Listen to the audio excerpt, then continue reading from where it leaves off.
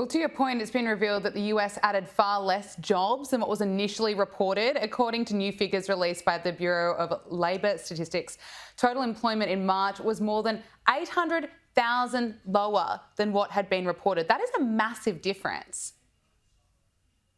A million jobs here, a million jobs there. So all of a sudden we're talking about real numbers, right? Yeah, a million jobs is a lot of jobs for you to kind of hide in the paperwork and say we created them when in reality they were never there, right?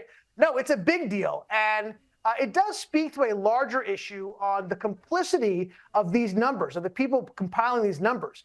It's very convenient that when they were in a dogfight with Donald Trump, those jobs somehow were created. By the way, I also want to point out that, yes, there has been job growth, but the vast majority of job growth in this country has been in the public sector and in healthcare. Those are the major places where the job growth has been, where the government has been doling out money, by the way, compounding inflation, because as we expand government, obviously, we're spending more of our taxpayer dollars, which increases inflation, and we increase the entire cycle.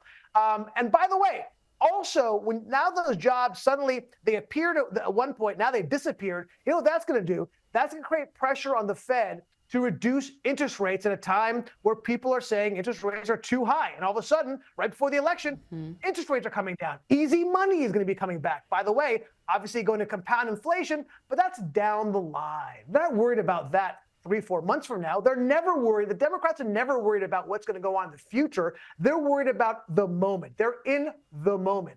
And they're looking to reduce interest rates so people can pay less money on their mortgage, feel like they have some more money. All of a sudden, magically, it's all going to come together for the election. Ami, before I let you go, I want to quickly look at Donald Trump's campaign. This week, he indicated if he's elected, doctors could be charged for performing surgeries on minors without parental consent. This is to protect children from sexual mutilation, he says. Do you welcome this? I mean, it's so funny. People ask me why I do the videos that I do. And really, it's about trying to influence the center and the center left.